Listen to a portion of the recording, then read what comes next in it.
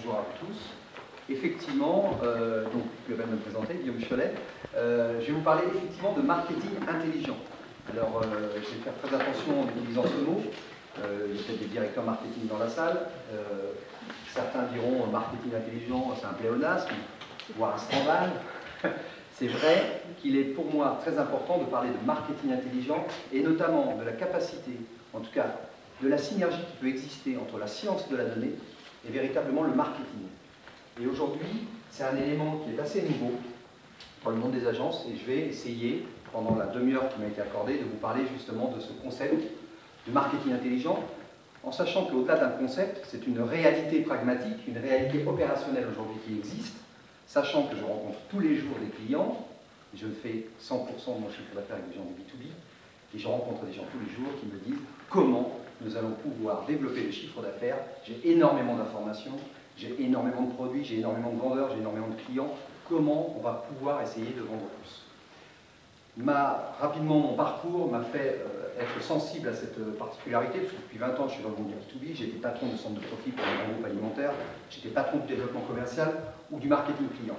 J'en tire de cette expérience 3-4 points avant de parler du marketing intelligent qui me paraissent assez intéressants. La première chose, effectivement, comme ça a été dit ce matin, dans le monde du B2B, on a énormément d'informations, et d'informations dites transactionnelles. Et dans la plupart des entreprises que je peux rencontrer aujourd'hui, cette information est totalement inexploitée ou sous-exploitée. Quand je dis exploitée ou sous-exploitée, ça veut dire que la plupart des gens ont effectivement de l'information, ont effectivement des statistiques, ont un ERP, et sortent 2-3 stats. Mais véritablement, l'exploitation fine de cette information sur plusieurs années et de façon très opérationnelle au quotidien n'existe pas véritablement dans le monde du B2B. Je parle à pas du B2C aujourd'hui. Ça, c'est le premier constat que j'ai pu vérifier. Deuxième chose, dans les entreprises, les gens fonctionnent en silo. C'est-à-dire, effectivement, vous avez les IT, ensuite vous avez la direction marketing, puis après vous avez la direction commerciale, je laisserai les autres services. Ce qui est assez intéressant, c'est que ces personnes-là, sans parler de polémique particulière, ne vivent pas au même rythme cardiaque.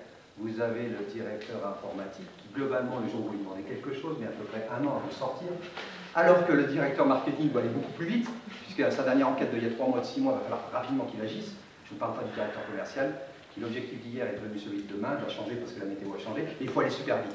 Quand vous avez ces trois-là qui se regardent, les gens n'arrivent pas à véritablement mettre les choses en place. Donc effectivement, il existe beaucoup d'informations dans les entreprises, mais véritablement que ces gens puissent fonctionner ensemble pour utiliser cette information, c'est compliqué. Et troisième constat aussi intéressant, c'est qu'il existe quand même de la statistique.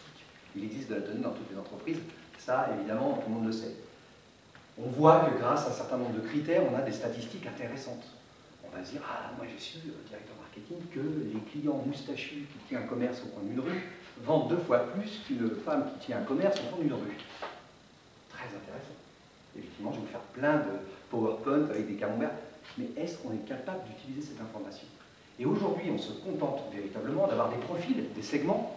On va parler de segmentation, je vous en parlerai rapidement, on va vous embêter trop avec ça. Mais en fait, la réalité dans le monde du B2B, c'est que chaque client est unique. Et que véritablement, on peut s'amuser à avoir des profils, avec des grandes familles, etc.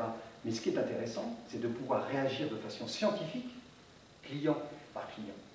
Et donc ça, c'est des éléments qui sont quand même très importants. Très longtemps, en ce qui me concerne, j'ai effectivement fait des super promos, parce que clairement, on va parler de B2B, on va parler d'actes promotionnels, de programmes de feed. Mais honnêtement, combien de fois j'ai envoyé des promotions en disant, voilà, monsieur, je vous propose 10 cartons, je vous en propose un gratuit en ce moment. Alors c'est génial, parce que même on achète déjà 20 par semaine. Aucun intérêt, j'ai perdu de l'argent. Celui qui ne m'en achète pas, jamais il va en acheter 10. Car celui qui ne m'achète pas des cartons, mais qui m'achète des boîtes, ça ne m'intéresse pas.